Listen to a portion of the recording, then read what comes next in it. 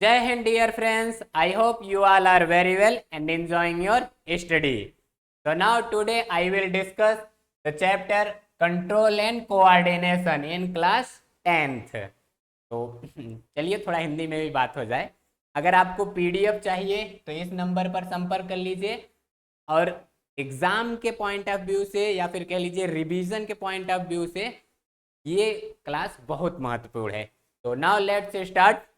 First chapter का name है control and coordination. इसके प्रीवियस चैप्टर में हमने पढ़ा था लाइफ प्रोसेस। लाइफ प्रोसेस में हमने देखा डाइजेस्टिव सिस्टम और सर्कुलेटरी सिस्टम, उसके साथ साथ रेस्पिरेटरी सिस्टम और एक्सरेशन।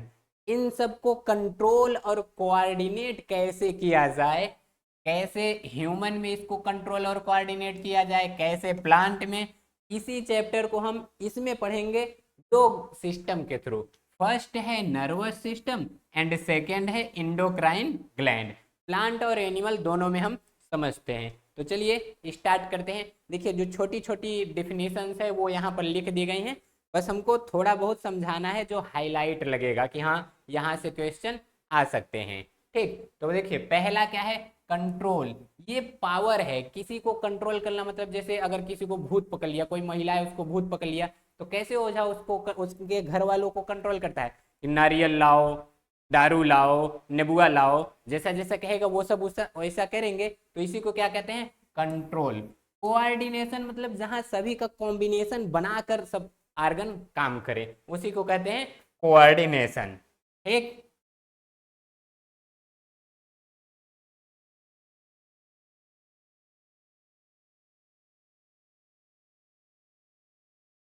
नाउ नेक्स्ट देखते हैं। डाउन हो जाओ, हाँ हो गया। देखिए कोऑर्डिनेशन पूरे बॉडी को कोऑर्डिनेट करते हैं दो सिस्टम के थ्रू। फर्स्ट है नर्वस और सेकंड है हार्मोनल। नर्वस में ब्रेन स्पाइनल कॉर्ड आ जाएंगे, उसको थ्रू पूरे बॉडी को कंट्रोल और कोऑर्डिनेट किया जाएगा। और अगर प्लांट में देखा जाए, ये तो एनिमल का हो गया, प्लांट में देखें तो प्लांट में कोई ये नर्वस सिस्टम पाया नहीं जाता, उसमें नर्वस सिस्टम एब्सेंट रहता है। तो वहां पर हार्मोनल सिस्टम काम करता है।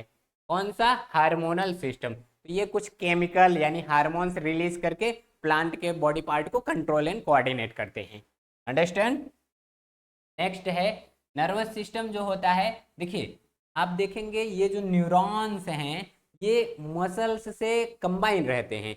तो जैसे ही इंफॉर्मेशन ये रिसीव करेंगे तो ये ऑर्डर सेंड करते हैं ताकि मसल्स कॉन्ट्रैक्ट हो जाए। मान लीजिए कहीं गर्म वस्तु पर ऐसे गर्म कोई हीट ऑब्जेक्ट, हार्ट ऑब्जेक्ट पर ऐसे हाथ रख दिए, तुरंत कहेगा हटा लो हटा लो, गर्म है, जल जाओगे। तो ये कंट्रोल और कोऑर्डिनेशन के ही पार्ट हैं। ठीक, तो चलिए नेक्स्ट समझते हैं। ये जो अच्छा कंट्रोल जो ह्यूमन बॉडी है, पूरे बॉडी में न्यूरॉन का नेटवर्क पाया जाता है। क्या पाया जाता है, नेटवर्क। किसका, न्यूरॉन का। तो कुछ रिसेप्टर जैसे ये स्किन, आई, ईयर, टंग, ये सब क्या है, ये सब रिसेप्टिव आर्गन्स हैं। यहाँ से इंफॉर्मेशन रिसीव होकर वो न्यूरॉन के पास जाएगी और न्यूरॉन सेंड कर देगा ब्रेन को। ब्रेन कहेगा ओ हो इतना बढ़िया भोजन बना है, चलो खा लेते हैं। तो ये सब होता रहता है। नेक्स्ट देखिए रिसेप्टर की बात करें तो ये स्पेशल स्ट्रक्चर होते हैं या कह लीजिए स्पेशल आर्गन होते हैं। इसमें क्या क्या आते हैं, जैसे आपका एक हो गया फोटो रिसेप्टर। फोटो रिसेप्टर क्या करता है, ये लाइट को कंट्रोल कोऑर्डिनेट करता है। तो ये देखने में, विजन में ये हेल्प करता है। सेकंड है ऑल फैक्ट्री रिसेप्टर, ये स्मेल को बताता है, कहाँ पाया जाएगा, नोज में। और ये फोटो रिसेप्टर आंखों में। अगला क्या है, ये गैस्ट्रेटरी रिसेप्टर, ये क्या बताता है, टेस्ट बताएगा, कहाँ पाया जाएगा, टंग में पाया जाएगा। अब आप कुछ खा रहे हैं तो उसका टेस्ट कैसा है, ये कौन बताता है, टंग बताती है। अगला है थर्मो रिसेप्टर। थर्मो रिसेप्टर ये हीट बताएगा। अब कहीं आप ऐसे गए हैं, गए बैठ गए, पता लगा तावा था, उसी बैठ गए, उछल के भागने लगेंगे। क्यों, क्योंकि वहाँ हीट, वो जो तावा था वो हीट था, मतलब बहुत ज़्यादा गर्म था, हॉट था। तो जैसे ही आप बैठे तो कूदने लगे। तो ये कौन बताया, सेंसेशन को बताया, बाहर कितना मतलब हीट है या कोल्ड है, हॉट कोई ऑब्जेक्ट है, कोई ऑब्जेक्ट कोल्ड है, ये कौन बताएगा, स्किन। तो वो रहता है थर्मो रिसेप्टर। एक यहाँ नहीं है, वो होता है फोनो रिसेप्टर। क्या होता है, फोनो रिसेप्टर। ये क्या होता है, तो फोनो रिसेप्टर जो होता है ये पाया जाता है ईयर में, कहाँ, ईयर में, कान में। तो ये क्या बताता है, तो ये बताएगा जो आप सुनते हैं, ठीक। ये क्या बताएगा, जो आप सुनते हैं वो बताता है, कौन, फोनो रिसेप्टर। तो कितने टाइप के रिसेप्टर, 5 टाइप के, ठीक। तो एक स्क्रीनशॉट देखिए, जैसे यहाँ देखिए एक हाथ है, इस हाथ को जैसे ही एक गरम चम्मच ले आके हाथ पे रख दिए, अब ये छोड़ के भागा, काहे, काहे कि यहाँ जो ये हैंड जो है, यहाँ पर स्किन है, ये स्किन तुरंत पहले बहुत सेंसिटिव है, जैसे ही आप चम्मच को रखें ये देखा कि ओहो चम्मच तो गर्म है, इन्फॉर्मेशन भेजा न्यूरॉन के पास, न्यूरॉन भेजा ब्रेन के पास, ब्रेन ऑर्डर दिया, अरे तुरंत हाथ हटाओ नहीं तो जल जाओगे। तो ये देखिए जैसे ही हाथ यहाँ गया, ब्रेन के पास इंफॉर्मेशन गया, तुरंत भागने लगा, हटाओ भागो, अंडरस्टैंड। नेक्स्ट देखिए, नेक्स्ट है नर्वस सिस्टम। क्या होता है नर्वस सिस्टम, तो देखिए ये नर्वस सिस्टम ही तो बॉडी को कंट्रोल करता है। कितने टाइप का रहेगा, 2 टाइप का। एक रहता है सीएनएस, जिसको कहते हैं सेंट्रल नर्वस सिस्टम, एक रहता है पीएनएस, जिसको कहते हैं peripheral nervous system. Central nervous system यानी जो बॉडी के सेंटर में प्रेजेंट रहे, पेरीफेरल नर्वस सिस्टम जो बॉडी के सरफेस पे प्रेजेंट रहे, यानी साइड साइड में प्रेजेंट रहे। तो इसमें सेंट्रल में 2 आ जाते हैं, स्पाइनल कॉर्ड और ब्रेन, और पेरिफेरल नर्वस सिस्टम में भी 2 आते हैं, कौन कौन से, तो सोमैटिक नर्वस सिस्टम यानी इसको कहते हैं यस एनएस, और यह ऑटोनॉमिक नर्वस सिस्टम यानी कि एएनएस, क्या, एएनएस। अब ये जो एएनएस है ये भी बांट दिया गया, अगेन डिवाइड कर दिया गया, किसमें, सिंपैथेटिक और पैरासिम्पैथेटिक। ये इमरजेंसी कंडीशन में काम करता है, ये कब काम करता है, इमरजेंसी में, और ये नॉर्मल कंडीशन में। अभी इनको हम और डिटेल से समझते हैं, तो नाउ टेक स्क्रीनशॉट एंड आगे बढ़ते हैं, इसको और डिटेल से हम समझते हैं। चलिए देखिए, नर्वस सिस्टम को कितने भागों में डिवाइड किया गया, 2 पार्ट में। फर्स्ट सीएनएस यानी कि सेंट्रल नर्वस सिस्टम, इसमें कौन कौन आ गया, ब्रेन और स्पाइनल कॉर्ड। अगला है पेरिफेरल नर्वस सिस्टम पीएनएस, इसमें क्या क्या आता है, तो देखिए पीएनएस में बहुत सी नर्व रहती हैं, वो आती हैं, और वो नर्व ओरिजिन कहाँ से होती है, सीएनएस से। जैसे ब्रेन से नर्व ओरिजिन होती है, तो उसको ओरिजिनेट होती है, तो उसको क्या कहते हैं, उसको कहते हैं क्रैनियल नर्व। क्या कहते हैं, क्रैनियल नर्व। और यहाँ जो स्पाइनल कॉर्ड पाई जाती है रीढ़ की हड्डी के अंदर, उससे भी नर्व ओरिजिन होती है, तो उसे कहते हैं स्पाइनल नर्व। क्या कहते हैं, स्पाइनल नर्व। और डिटेल से समझते हैं, ये जो पेरिफेरल नर्वस सिस्टम है ये कितने टाइप का है, अगेन 2 टाइप का। कितने टाइप का, 2 टाइप का। सोमैटिक नर्वस सिस्टम यानी ये कंट्रोल करती हैं ऑल वॉलेंट्री एक्टिविटी को, तो वॉलेंट्री एक्टिविटी को कौन कंट्रोल करेगा, ये। और उसके साथ साथ इनवॉलेंट्री एक्शन को कौन कंट्रोल करेगा, ऑटोनॉमस नर्वस सिस्टम, ठीक। वॉलेंट्री में जैसे आप चल रहे हैं तो आपको दौड़ना है, बैठना है, गिर जाना है, ये कौन कंट्रोल करेगा, सोमैटिक। अब एक जगह बैठना है, चलना है, ये सब कौन, सोमैटिक। अब इधर इनवॉलेंट्री, अब आपको छींक आ रही है, आप कहिए आंख बंद हो जाए, नहीं होगा, ठीक। हृदय धड़क रहा है, उसको कह दीजिए रुक जाए, 2 मिनट आराम कर ले, आप परमानेंट आराम कर लेंगे, ये इनवॉलेंट्री में आ जाएगा, अंडरस्टैंड।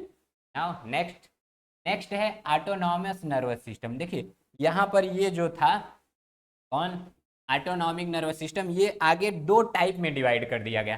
फर्स्ट क्या है, सिंपैथेटिक, अभी बताया गया ये इमरजेंसी में काम करता है, और सेकंड है पैरासिम्पैथेटिक, यानी ये नॉर्मल कंडीशन में काम करता है। अब इसमें सिंपैथेटिक में होता क्या है, मान लीजिए आप घर पे अकेले हैं, आपके जो घर वाले हैं सब चले गए भंडारा में पूड़ी उड़ी खाने, अब आप 2 बजे रात का टाइम है, आप अचानक बैठ के पढ़ रहे हैं, अब कोई दरवाजा खटखटाए, खट खट, डर जाएंगे आप। अब क्या होगा, आपकी जो आंखें हैं बड़ी हो जाएंगी, और अंदर जो सलाइवा फॉर्मेशन है वो बंद हो जाएगा, मुंह आपका सूख जाएगा, पसीना होने लगेगा, आपको पसीना वसीना, और आवाज आई दरवाजा खोलो, और डर जाएंगे, रोमटे खड़े हो जाएंगे, हृदय की गति, हार्ट बीट बढ़ जाएगी, ब्लड प्रेशर हाई हो जाएगा।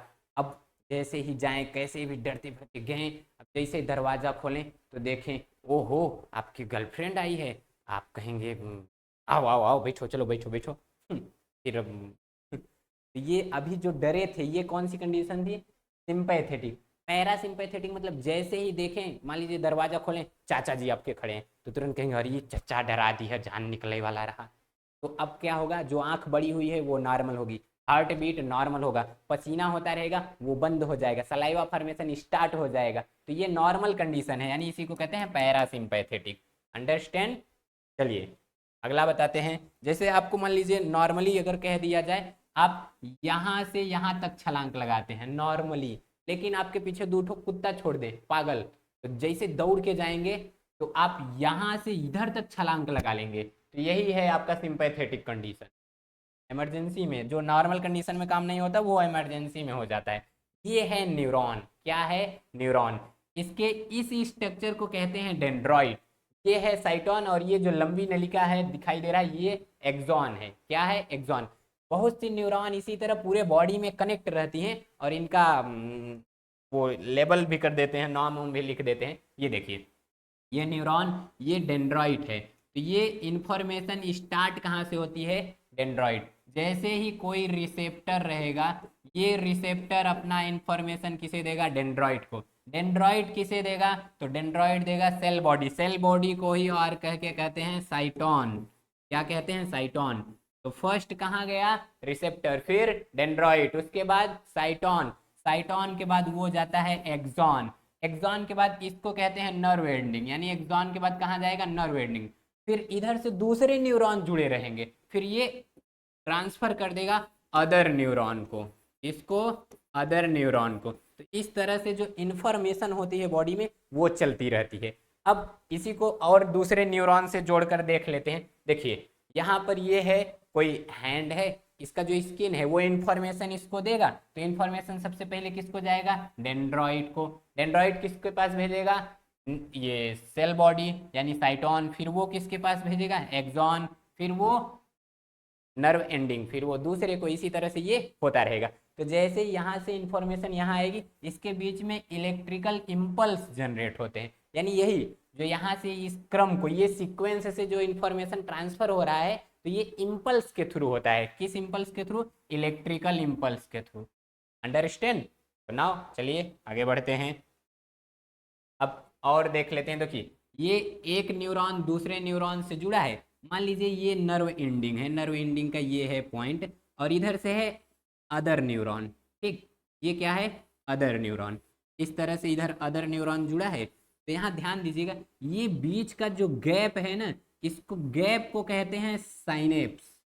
क्या कहते हैं? साइनेप्स। ये बात ध्यान रखिएगा, ऑप्शनल क्वेश्चन में कभी कभी पूछ लिया जाता है। तो gap between two neuron is known as synapse. क्या कहते हैं? साइनेप्स। तीन तरह के न्यूरॉन, मेनली तीन तरह के होते हैं। फर्स्ट देखिए सेंसरी न्यूरॉन, यानी कि ये इंफॉर्मेशन ले जाएगा ऑर्गन टू ब्रेन, यानी बॉडी टू ब्रेन इंफॉर्मेशन को कौन ले जाएगा? Sensory neuron. अब एक उल्टा भी तो करेगा, ब्रेन से ऑर्डर को ले जाएगा। तो एक इंफॉर्मेशन जो ब्रेन के पास पहुंचाया उसको कहते हैं सेंसरी, एक जो ऑर्डर को ब्रेन से लेकर आया मसल्स तक उसको कहते हैं मोटर न्यूरॉन, और दो न्यूरॉन को जो कनेक्ट करता है उसी को कहते हैं रिले न्यूरॉन या इंटर न्यूरॉन। इसी को रिले न्यूरॉन भी कहते हैं। क्या कहते हैं? Relay neuron. कोई दिक्कत नहीं। चलिए आगे बढ़ते हैं। अगला देखिए यहाँ पर दिया गया ना, ये जो सेंसरी न्यूरॉन है ये क्या करेगा? सेंसरी न्यूरॉन ये बॉडी आर्गन से एक इंफॉर्मेशन को कहाँ ले जाएगा? ब्रेन तक। ये इंफॉर्मेशन को ले जाएगा, और इसी का उल्टा ब्रेन से फिर बॉडी आर्गन तक कौन लेकर आएगा? बॉडी आर्गन या कह लीजिए मसल्स तक, स्पेशली कहाँ? मसल्स तक कौन लेकर आता है? तो मोटर न्यूरॉन। कौन? Motor neuron. ठीक, देखिए अगला क्या है? Reflex action. रिफ्लेक्स एक्शन होता क्या है? जो वेरी फास्ट एक्शन होता है, और वो भी अनकंट्रोल्ड एक्शन। देखिए अनकंट्रोल या कह लीजिए involuntary action of voluntary muscles is called reflex action. ये जो होता है बहुत तेजी से होता है, वेरी फास्ट और क्विकली होता है, तेजी से। जैसे मच्छर जाने वाला है आंख में, तुरंत पलक बंद, छींकने वाले हैं आंख बंद, ऐसे जा रहे हैं, या फिर मान लीजिए कोई तावा हुआ गर्म है, ऐसे हाथ रखिए झटाक से हटा लेंगे। तो ये सब क्या है? ये है रिफ्लेक्स एक्शन। जा रहे हैं कहीं, कांटा रास्ते में आ गया तो जैसे पैर पड़ेगा तुरंत रोके रहेंगे वहीं पे। कि ऐसा होता है पैर पड़ जाता है धसाते हैं, ओहो मजा आ रहा है, धसाओ धसाओ, ऐसा होता है? नहीं, यही क्या है? Reflex action. इसमें देखिए ये है कोई ऑब्जेक्ट है, ये गर्म है यहाँ पर, तो जैसे ही हाथ ले जाएंगे तो जो स्किन है, ये स्किन सेंसिटिव है, तो जैसे ही पता चला कि हाँ स्किन पे यहाँ ये गर्म है, तो स्किन में जो न्यूरॉन है, क्या यहाँ पर जो न्यूरॉन है सेंसरी न्यूरॉन, ये सेंसरी न्यूरॉन तुरंत मैसेज भेजेंगी। किसको मैसेज भेजेंगी? ये तुरंत भेजती हैं स्पाइनल कॉर्ड को। स्पाइनल कॉर्ड तुरंत रिस्पॉन्स देता है, और रिस्पॉन्स थ्रू देगा वो मोटर न्यूरॉन, कहेगा यहाँ जो मसल्स हैं हटाओ हटाओ, हार्ट को हटाओ, तुरंत हटा लेंगे। अब यही एक टर्म आ जाता है रिले न्यूरॉन। देखिए ये रिले न्यूरॉन होता क्या है, स्पाइनल कॉर्ड के अंदर जो न्यूरॉन है, ये देखेंगे दो न्यूरॉन को जोड़ने का, दो न्यूरॉन को कनेक्ट करने का काम किया है, इसी को कहते हैं रिले न्यूरॉन। कोई दिक्कत नहीं, इसी को कहते हैं रिले न्यूरॉन। ठीक, तो इसको छाप लीजिए। ये रिसेप्टर वो है जो सूचना को एब्जॉर्ब करता है। और यहाँ देखिए एक है इफेक्टर, ये वो है जो ब्रेन ऑर्डर देता है तो आर्गन जो इफेक्ट होता है कॉन्ट्रैक्ट होगा या फिर जो भी आगे होता रहेगा। और देखिए इसी पूरे को क्या कहते हैं, रिफ्लेक्स एक्शन। और यहाँ से लेकर यहाँ तक ये जो रास्ता है, इस रास्ते को कहते हैं रिफ्लेक्स आर्क। एक तो है रिफ्लेक्स एक्शन और एक है रिफ्लेक्स आर्क। ठीक, तो जो वेरी फास्ट और क्विकली एक्शन होगा वो इनवॉलेंटरी रहता है, वो रहता है रिफ्लेक्स एक्शन। और रिफ्लेक्स एक्शन जिस रास्ते द्वारा होगा उस पाथ को क्या कहते हैं, रिफ्लेक्स आर्क। ये ARC है, अंडरस्टैंड। चलिए देखिए नेक्स्ट समझते हैं हम ब्रेन। ये जो ब्रेन है पूरे बॉडी का इंपॉर्टेंट आर्गन है, और ये जो ब्रेन की यूनिट होती है ये होती है न्यूरॉन। क्या होती है? न्यूरॉन। न्यूरॉन को ही ब्रेन की यूनिट कहते हैं। और ब्रेन की जो कवरिंग रहती है उसको कहते हैं मेनिंजस। ब्रेन की कवरिंग जो ऊपर, पहले तो ये हेयर रहेगा, उसके नीचे स्किन रहेगा, उसके नीचे रहेगा एक बोन रहती है जिसे क्रैनियम कहते हैं, उसके नीचे एक कवर रहता है, जैसे मोबाइल पे कवर होता है उसी तरह ब्रेन पे एक कवर है और उसको कहते हैं मेनिंजस। क्या कहते हैं? मेनिंजस। कभी उसी में चोट लग जाता है तो एक डिजीज हो जाता है मेनिंजाइटिस। ठीक, तो ये क्या है? ब्रेन। अब ये जो ब्रेन होता है वो डिवाइड कर दिया जाता है 3 पार्ट में। फर्स्ट रहता है fore brain, second mid brain, third hind brain. इसमें सबसे बड़ा वाला जो पार्ट रहता है वो रहता है फोर ब्रेन। क्या रहता है? Fore brain. ये भी अगेन डिवाइड कर दिए जाते हैं। ये जो फोर ब्रेन है ये अगेन डिवाइड कर दिया जाता है 3 पार्ट में। कितने में? 3 पार्ट में। एक रहता है सेरिब्रम, दूसरा रहता है थैलमस, और लास्ट वाला रहता है हाइपोथैलमस। चलिए हम इनको समझते हैं, उससे पहले हम इस ब्रेन के स्ट्रक्चर को देख लेते हैं। ये जो बड़ा वाला स्ट्रक्चर आप देख रहे हैं, इतना वाला पार्ट, ये है, वाइट से देखिए, ये जो बड़ा वाला पार्ट आप देख रहे हैं ये है सेरिब्रम। क्या कहते हैं इसको? सेरिब्रम। और बीच में आपको ये जो दिखाई दे रहा है इसको कहते हैं कार्पस कैलोसम। क्या कहते हैं? Corpus callosum. ये जो ब्रेन है ना, इसके 2 हेमिस्फीयर होते हैं, एक ये वाला पार्ट राइट, एक लेफ्ट, तो दोनों पार्ट को कनेक्ट कौन करता है? Corpus callosum. ठीक, और ये हाइपोथैलमस देख रहे हैं, ये क्या है? हाइपोथैलमस। इसी के ऊपर वाला भाग ये रहता है थैलमस। क्या? Thalamus, hypothalamus. तो ये तीनों पार्ट किसके रहते हैं? फोर ब्रेन के। अब इनके फंक्शन भी हम साथ में जानते हुए चलते हैं, तो ये अभी और आता रहेगा इस तरह का स्ट्रक्चर। तो देखिए फोर ब्रेन ये डिवाइड किया गया सेरिब्रम। सेरिब्रम किसके लिए रिस्पॉन्सिबल होता है? तो मेनली ये मेमोरी के लिए। किसके लिए? मेमोरी के लिए। सेरिब्रम जितना तेज IQ लेवल उतना ज़्यादा, सेरिब्रम जितना कमजोर IQ लेवल उतना कमजोर। तो जो एक समझदार व्यक्ति और एक पागल व्यक्ति होते हैं, दोनों में अगर कुछ गड़बड़ी रहती है तो पागल वाले व्यक्ति में सेरिब्रम में गड़बड़ी आ जाती है। तो ये करता क्या है? तो ये स्पीच सेंटर है, जजमेंट सेंटर है, थिंकिंग सेंटर है, इमोशनल सेंटर है। जो रोते गाते हैं वो सब इमोशन कहाँ से आता है? इमोशनल सेंटर तो ये है जी, हाइपोथैलेमस। ये मेमोरी सेंटर है, मेमोरी के लिए ये रिस्पॉन्स होता है। ठीक, और उसके साथ साथ ये जो वॉलेंट्री एक्शन होते हैं उनको भी कंट्रोल करता है बॉडी में। और ये पूरे ब्रेन का सबसे लार्जेस्ट पार्ट होता है। कितना? तो 66%, यानी 2/3 भाग, पूरे ब्रेन का 2/3 भाग यही रहता है। सेकंड क्या है? एक पहले थैलमस रहता है, वो यहाँ पर नहीं दिया गया है, लिख लेते हैं। थैलमस ये क्या करता है? ये इंटरनल इंफॉर्मेशन है, ये एक्सटर्नल इंफॉर्मेशन बताता है। बाहर दिन है, रात है, ठंडी है, गर्मी है, वो कौन बताएगा? थैलमस। और बॉडी के अंदर जो इंफॉर्मेशन है वो कौन बताता है? वो हाइपोथैलमस। जैसे टेम्परेचर मेंटेन कौन करता है? हाइपोथैलमस। ये बोर्ड का क्वेश्चन है, which part of brain regulate temperature, इस क्या ऑप्शन लगाएंगे, हाइपोथैलेमस। आप कुछ थिंकिंग सोच रहे हैं, मान लीजिए घर वाले दो झापड़ मार दिए, लगे रोने, करने लगे, तो ये जो रोना आ रहा है वो कौन ला रहा है, हाइपोथैलेमस। और तो अगर आप कुछ सोच रहे हैं, हंस रहे हैं, गा रहे हैं, रो रहे हैं, चिल्ला रहे हैं, किसी से गुस्सा कर रहे हैं, किसी पर आपको प्यार आ रहा है, तो ये सब इमोशन जनरेट कौन करता है, हाइपोथैलेमस। इसलिए इसको इमोशनल सेंटर भी कहते हैं। तो memory centre cerebrum, emotion centre hypothalamus. ठीक, तो ये भूख के लिए, प्यास के लिए, टेम्परेचर के लिए, सब के लिए कौन जिम्मेदार है, हाइपोथैलेमस। क्लियर। चलिए, अच्छा, जो गर्म चीज रहती हैं उनको खाने से हाइपोथैलेमस इंक्रीज हो जाता है। और पहले जब हम लोगों के सर पढ़ाते थे तो वो कहते थे किसी ऑब्जेक्ट को अगर 7 सेकंड तक देख लो हाइपोथैलेमस एक्टिव हो जाता है। तो अगर किसी लड़की को 7 सेकंड तक घूर कर देख लीजिए तो प्यार हो जाता है। तो बढ़िया है, 6 सेकंड देखो, प्यार से बचे रहोगे जीवन भी बचा रहेगा। चलिए, अगला हम समझते हैं मिड ब्रेन। ये मिड ब्रेन रिस्पॉन्सिबल होता है ऑडिटरी के लिए और विजुअल के लिए, यानी देखने सुनने के लिए कौन रिस्पॉन्सिबल है, मिड ब्रेन। ये भी डिवाइड रहता है इसमें, तो ये कार्पोरा क्वाड्रिजेमाना में और सेरिब्रल में। इसमें सेरिब्रल, सेरिब्रम मेमोरी पार्ट, और सेरिब्रम ये कनेक्ट करता है ब्रेन को किससे, स्पाइनल कॉर्ड से। ब्रेन को स्पाइनल कॉर्ड से कौन कनेक्ट करेगा, सेरिब्रम। तो चलिए हाइंड ब्रेन में देखते हैं, इसके मेनली 3 पार्ट होते हैं। तो ये क्या करता है, इनवॉलेंट्री एक्शंस को कंट्रोल करता है। अब उसमें पहला क्या है, पोन्स, पोन्स वेरोलाई इसका पूरा नाम होता है। तो जब सोते हैं तो स्लीपिंग को कौन कंट्रोल करता है, पोन्स। मतलब सो गए, सोते रह गए, तो वो कौन कंट्रोल करेगा, पोन्स। उसके साथ साथ ब्रीथिंग को, हार्ट बीट को, ये सब कौन कंट्रोल करता है, पोन्स। अंडरस्टैंड।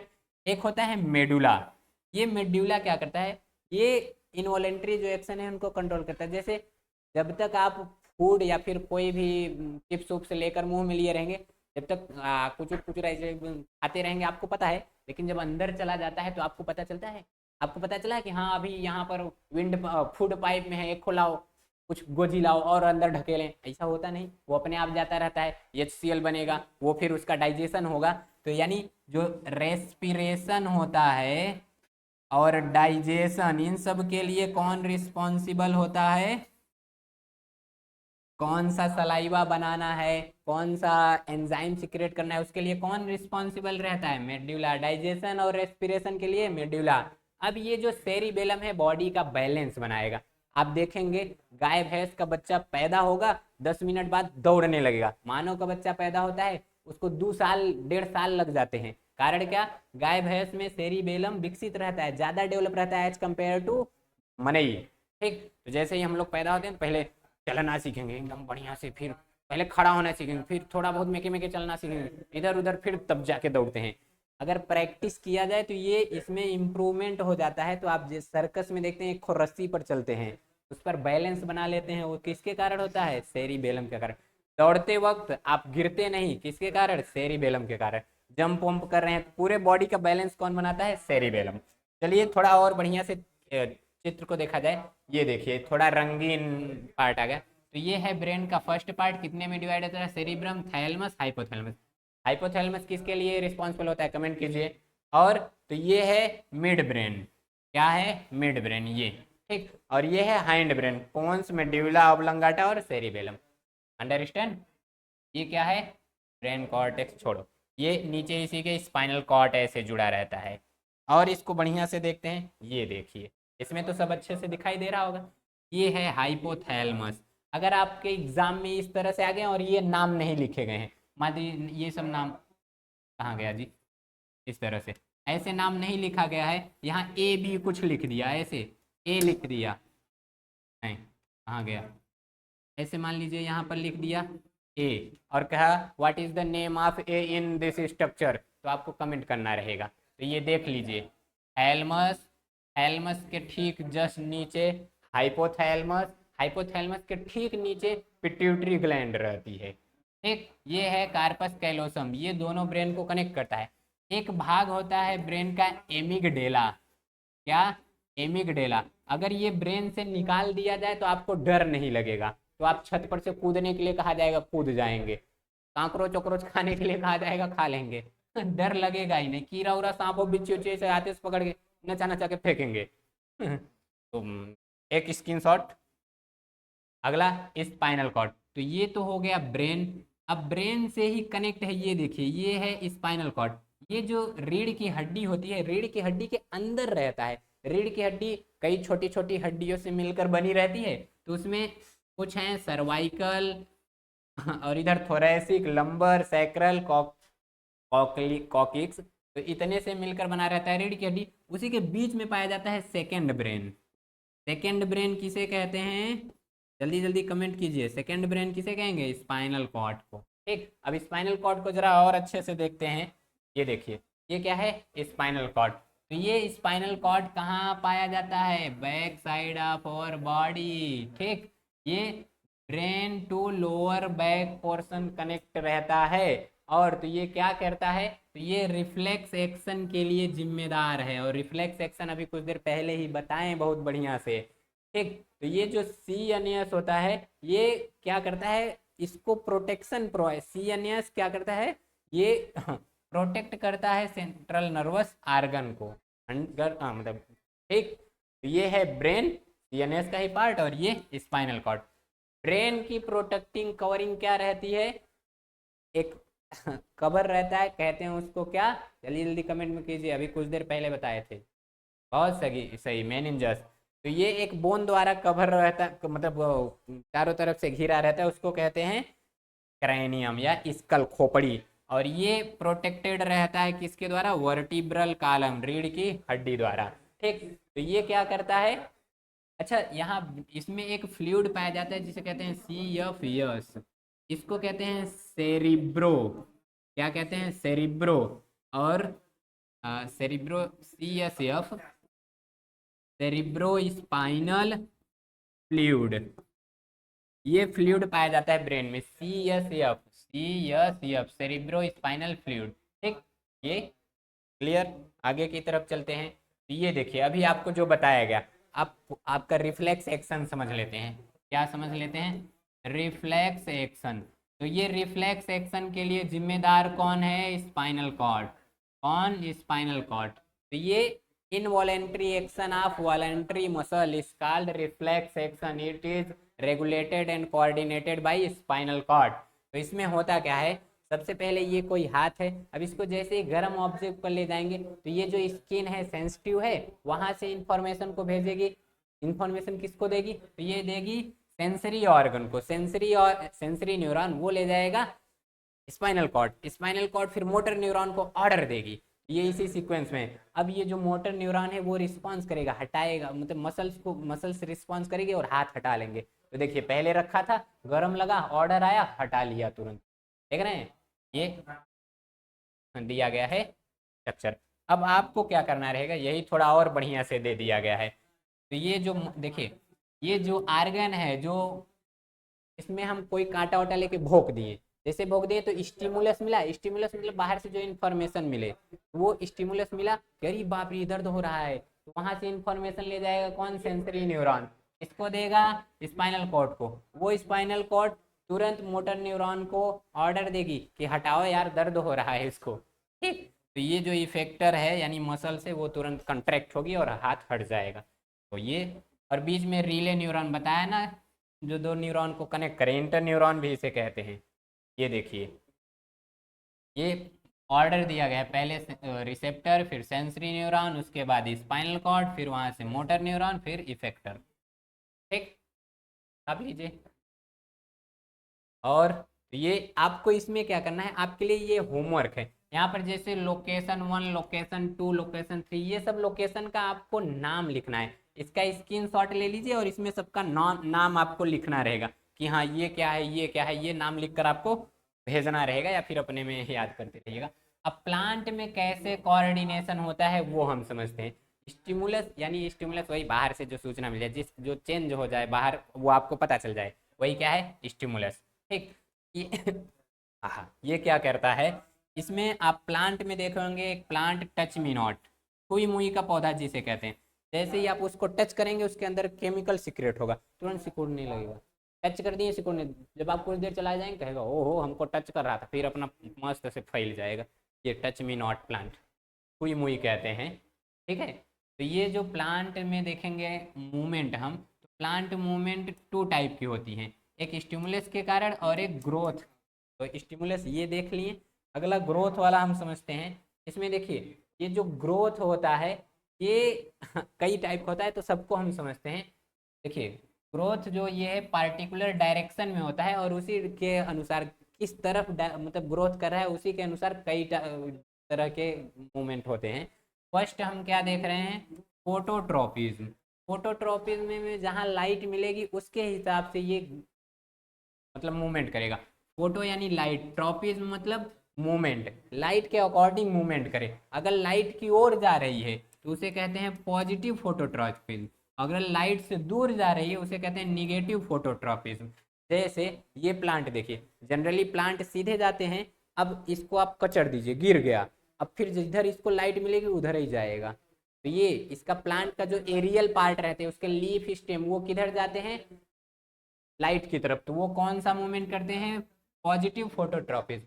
और उसकी रूट उससे विपरीत उसके अपोजिट डायरेक्शन में जाती है उसे कहते हैं निगेटिव फोटोट्रॉपिज्म। ठीक, तो ये देख लीजिए इधर, क्लियर। तो जो सूट पार्ट है ये पॉजिटिव फोटोट्रॉपिज्म और जो रूट है ये निगेटिव फोटोट्रॉपिज्म। अगला दूसरा हम समझते हैं, ये होता है जियोट्रॉपिज्म। जियो का अर्थ होता है ग्रेविटी, यानी ग्रेविटी के अकॉर्डिंग मूवमेंट करे। अगर ग्रेविटी की ओर जा रही है तो पॉजिटिव, ग्रेविटी से विपरीत जा रही है तो निगेटिव। तो जो रूट है वो पॉजिटिव और बाकी एरियल पार्ट जो स्टेम है, मतलब स्टेम और लीफ है वो निगेटिव। ठीक, ये देख लीजिए, तो रूट कौन सा, पॉजिटिव फोटोट्रॉपिज्म, और ये वाला पार्ट निगेटिव फोटोट्रॉपिज्म, क्योंकि ये ग्रेविटी के डायरेक्शन में जाएगी और एक उसके अपोजिट डायरेक्शन में। अगला हम समझते हैं कीमोट्रॉपिज्म। कीमोट्रॉपिज्म क्या होता है, इसमें मूवमेंट किया जाएगा जिधर केमिकल सिक्रेट हो। तो आप देखेंगे जो फ्लावर होते हैं, फ्लावर में आप यहाँ पर देखेंगे जो पॉलन ट्यूब होती है, क्या, पॉलन ट्यूब। ये पॉलन ट्यूब इधर अंदर की तरफ जहाँ एग सेल रहता है, या कह लीजिए जहाँ पर वो इंडोस्पर्म रहते हैं, एम्ब्रियो सेक रहते हैं, उधर की तरफ ये मूवमेंट करते हैं। तो ये किसके कारण, ये क्यों करते हैं, क्योंकि ये वहाँ केमिकल सिक्रेट होता है। ठीक, तो ये सब एग्जाम्पल एग्जाम्पल सब लिखे गए हैं। अगला समझते हैं हाइड्रोट्रॉपिज्म, यानी वाटर के अकॉर्डिंग ये मूवमेंट करेंगे। तो वाटर के डायरेक्शन में जाएंगे पॉजिटिव, अपोजिट जाएंगे निगेटिव। बाकी तो आप सब देख ही रहे हैं, बोलिए कोई दिक्कत नहीं। अगला प्लांट हार्मोन समझते हैं। प्लांट में जो कंट्रोल कोऑर्डिनेशन होता है वो हार्मोनल सिस्टम होता है। तो टू टाइप के हार्मोन होते हैं, एक ग्रोथ प्रमोटर, एक ग्रोथ इनहिबिटर। मतलब एक ग्रोथ को इंक्रीज करते हैं तो एक कहते हैं कि भाई काहे इतना बढ़ रहे हो, थोड़े छोटे हो जाओ, तो ग्रोथ को डिक्रीज कर देते हैं। अब अच्छा पहला देखते हैं ग्रोथ इनहिबिटर में। देखिए इसमें कई तरह के ये जो हार्मोन है कई तरह के होते हैं। ऑक्सिन जो होता है ये क्या करता है, प्लांट में ग्रोथ के लिए रिस्पॉन्सिबल होता है। ऑक्सिन किसके लिए, ग्रोथ के लिए। साइटोकाइनिन ये सेल डिवीजन के लिए, किसके लिए, सेल डिवीजन के लिए। जिब्रेलिन, जिब्रेलिन क्या करता है, ये ग्रोथ में भी हेल्प रहता है, स्टेम के सीड जर्मिनेशन में हेल्प करता है, फ्लावरिंग में, और उसके साथ साथ सेल डिवीजन में भी हेल्प कर देता है। तो ये बहुत सा काम करता है, मल्टीपर्पजनल ये हार्मोन है। एक है एबसिसिक अम्ल, ABA भी इसको कहते हैं, एब्सिसिक एसिड। ये ग्रोथ को सप्रेस कर देता है, क्या करेगा, ये ग्रोथ को इनहिबिट करता है, ग्रोथ। तो यहाँ देखिए इसमें जो ये तीन थे ना, ये आपके क्या थे, ग्रोथ प्रमोटर हार्मोन। बाकी इसके नीचे का ये जो है ये ग्रोथ इनहिबिटर। चलिए इसको थोड़ा और डिटेल से समझते हैं। ये देखिए ग्रोथ प्रमोटर में पहला क्या है, ऑक्सिन। ये ऑक्सिन करता क्या है, ये ग्रोथ के लिए रिस्पॉन्सिबल है। डिटेल में जानना चाहते हैं यहाँ पढ़ लीजिए। जिब्रेलिन ये क्या करेगा, सेल इलोंगेशन में हेल्प करता है, स्टेम के ग्रोथ में, फ्लावर के जर्मिनेशन में, उसके साथ साथ ये फ्लावर के डेवलपमेंट में भी हेल्प करता है। और एक तीसरा है वो है साइटोकाइनिन, और ये हेल्प करता है सेल डिवीजन में। मतलब एक सेल है फिर 2 बना देगा, 4 बना देगा, 8 10 इस तरह से बढ़ाता रहेगा। कौन, साइटोकाइनिन। साइटो वर्ड कहीं आए समझ लीजिए वो सेल से रिलेट है, इससे सेल से। ये फ्रूट डेवलपमेंट में भी हेल्प करता है। उसके साथ साथ अगला हम देखते हैं ग्रोथ इनहिबिटर। इसमें एक है ABA, एब्सिसिक एसिड। ये क्या करता है, ग्रोथ सप्रेसर हार्मोन है। एक इथाइलिन, ये प्लांट में एकमात्र गैसियस हार्मोन है। क्या? गैसियर। इसका फार्मूला होता है CH2 डबल बॉन्ड CH2। क्या? इथाइलिन। और ये जो फल पक जाते हैं उसके लिए भी रिस्पॉन्सिबल होता है। ठीक, किसके लिए?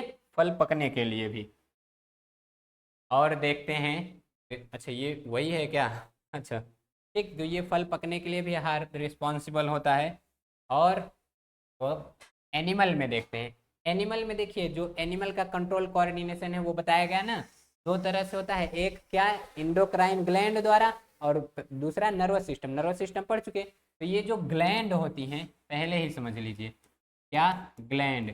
ये दो टाइप की होती हैं, एक होता है इंडोक्राइन और सेकेंड होता है एक्सोक्राइन। इंडोक्राइन क्या करती है? ये हार्मोन सिक्रिएट करेगी। क्या? हार्मोन सिक्रिएट करेगी। और ये क्या करती है? एंजाइम सिक्रिएट करती है। बोलो क्या करेगी? एंजाइम। अच्छा, इसके लिए स्पेशल डक्ट होना चाहिए। इसके लिए कोई डक्ट नहीं, ब्लड में कहेगा ब्लड के साथ फ्लो हो। तो इसके लिए देखिए क्या कह रहा है कि ये डायरेक्टली फ्लो होंगी ब्लड में। ये क्या होती हैं? डक्टलेस होती हैं। क्या?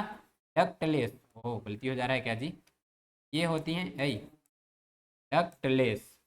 ठीक, और ये क्या होती हैं? इसमें डक्ट पाया जाता है। ये हैं। अब इसी को थोड़ा और बड़ा करते हैं, लीजिए। तो अब हम समझते हैं कुछ ग्लैंड जो ह्यूमन में पाई जाती हैं, उसका लोकेशन यानी कहाँ वो पाई जाती हैं, उसके साथ साथ वो कौन सा हार्मोन सिक्रेट करती हैं, और तो उन हार्मोन का वर्क क्या है। अगर उन हार्मोन की कमी हो गई, डेफिशिएंसी हो गई, तो कौन सा डिजीज होगा वो समझते हैं।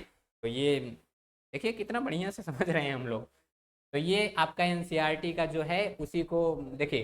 पहला क्या है? Growth hormone. इस तरह से ये करता क्या है? ये किससे सीक्रेट होता है? तो पिट्यूटरी ग्लैंड से। ये करता क्या है? ग्रोथ के लिए रिस्पॉन्सिबल होता है। इसको और डिटेल में पढ़ना है तो अभी आगे बता रहा हूँ। एक थायराइड हार्मोन है, ये थायरॉक्सिन हार्मोन सीक्रेट करता है, वो मेटाबॉलिज्म के लिए रहता है।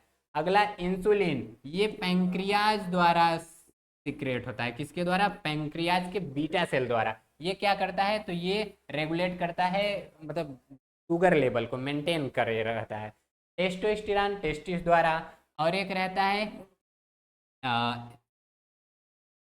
क्या रहता है? एस्ट्रोजन। ठीक, तो एस्ट्रोजन ये ओवरी द्वारा सिक्रेट होगा। ये मेच्योरिटी के लिए रिस्पॉन्सिबल रहते हैं। ये जो है ये मेल में मेच्योरिटी के लिए और ये फीमेल में मेच्योरिटी के लिए। ठीक, जो सेक्सुअल सेकेंडरी सेक्सुअल कैरेक्टर होते हैं उनके लिए भी ये रिस्पॉन्सिबल होते हैं। एड्रीनलिन एड्रीनल ग्लैंड द्वारा सिक्रेट होगा। रिलीजिंग हार्मोन ये हाइपोथैलेमस द्वारा होता है। किसके द्वारा? हाइपोथैलेमस। इसी को थोड़ा और डिटेल से चलिए देख लेते हैं। अब आए हैं तो देख ही लेते हैं। पहला देखिए पिट्यूटरी ग्लैंड देखते हैं। पिट्यूटरी ग्लैंड को मास्टर ग्लैंड कहते हैं। क्यों? क्योंकि ये अदर ग्लैंड को कंट्रोल करता है हार्मोन सिक्रेट करके। और ये पाया कहाँ जाता है? तो ये ब्रेन में। और ब्रेन में भी कहाँ? तो between the below the hypothalamus. कहाँ? देखिए बिलो द हाइपोथैलेमस ये है। और तो ये क्या करता है? सिक्रेट करता है ग्रोथ हार्मोन। अगर ग्रोथ हार्मोन की अधिकता हो गई तो ज़्यादा लंबाई हो जाएगी, उसको कहते हैं गिगांटिज्म, यानी लंबाई बढ़ जाएगी। ग्रोथ हार्मोन की कमी हो गई तो आप छोट हो जाएंगे, बौना। लड़कियों को देखेंगे, मान लीजिए कोई इतनी बड़ी लड़की है तो उसमें क्या हो जाएगा? ग्रोथ हार्मोन कम हो जाएगा, इसको कहते हैं ड्वार्फिज्म। कोई लड़की देखेंगे दुतल्ला इतना बड़ी लड़की, तो उसमें क्या हो जाएगा? लंबाई ज़्यादा, यानी इस हार्मोन की अधिकता। अगला है एड्रीनलिन हार्मोन, ये लोकेट रहता है टॉप ऑफ किडनी। तो देखेंगे इस तरह से जो किडनियाँ रहती हैं इसके ऊपर ऐसे पाया जाएगा। ये क्या रहता है? Adrenal gland. ये क्या करता है? एड्रीनलिन हार्मोन को सिक्रेट करता है। क्या करता है? एड्रीनलिन हार्मोन को सिक्रेट करेगा। एड्रीनलिन क्या करता है? ये बॉडी में क्या करता है? इमरजेंसी कंडीशन जनरेट करता है। इसे फाइट एंड फ्लाइट हार्मोन कहते हैं। क्या कहते हैं? Fight and flight hormone. यानी गुस्सा उत्सा दिलाने के लिए कौन रिस्पॉन्सिबल होता है? यही। तो अगर ये सीक्रेट हुआ तो आप नॉर्मल कंडीशन से ज़्यादा वाला, मतलब जैसे आप जंप करें, थोड़ा सा 2 फुट जंप करें, ये सीक्रेट हुआ 2.5 फुट 3 फुट हो जाएगा जंप आपका। इसकी कमी से क्या हो जाता है? ये एडिशन डिजीज। ठीक, तो ये देख लीजिए। अगला समझते हैं। अगला है थायराइड ग्लैंड। ये कहाँ प्रेजेंट रहता है? तो ये जो आपका दिखाई दे रहा है यही क्या रहता है? थायराइड ग्लैंड, नेक के साइड में।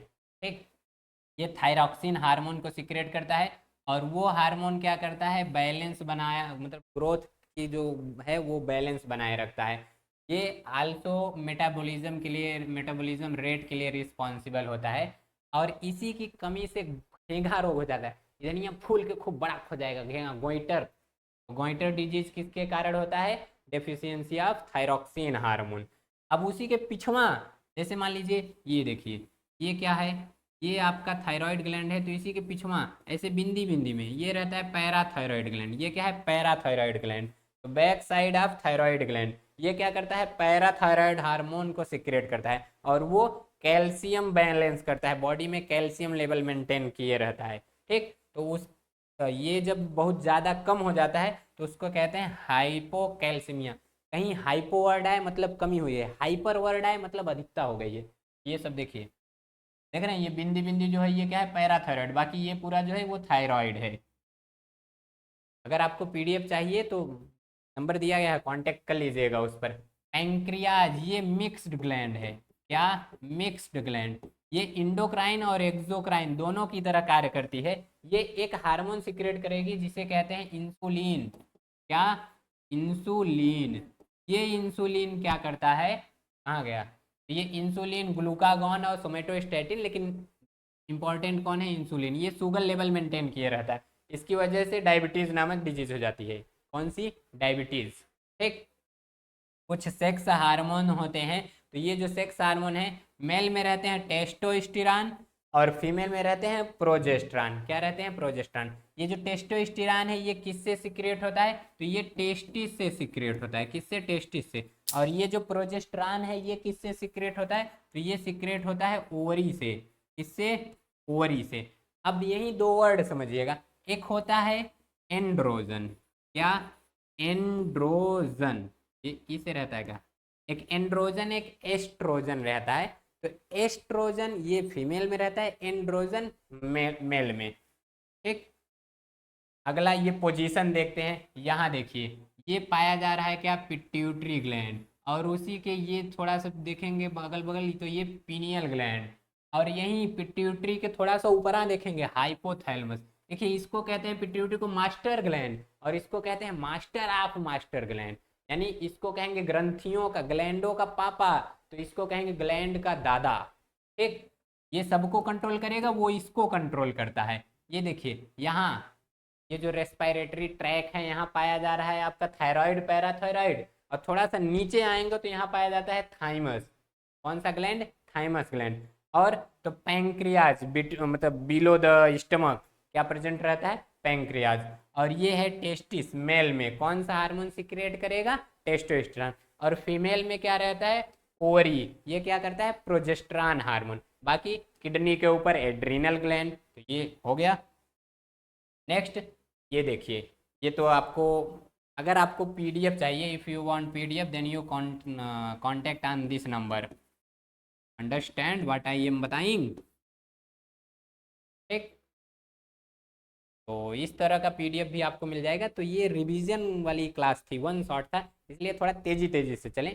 कभी समय मिलेगा तो आप लोगों को एक एक हेडिंग अच्छे से समझाया जाएगा। तो कुछ क्वेश्चन हैं ऑप्शनल आप सबके लिए, ज़रा वो भी बताते हुए चलिएगा। तो पहला है, कमेंट में बताइएगा, which of the following is a plant hormone? Insulin, thyroid, oestrogen, cytokinin. तो इसमें से कौन सा प्लांट हार्मोन है? कमेंट करके बताइएगा। नेक्स्ट क्वेश्चन है, the gap between two neuron is called. दो न्यूरॉन के बीच का जो मतलब फ्री स्पेस रहता है उसको क्या कहते हैं? Dendroid, synapse, axon, impulse. Comment कीजिएगा।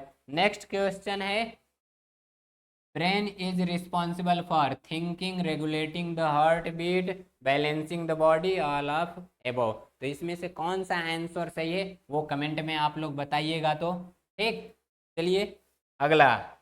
ये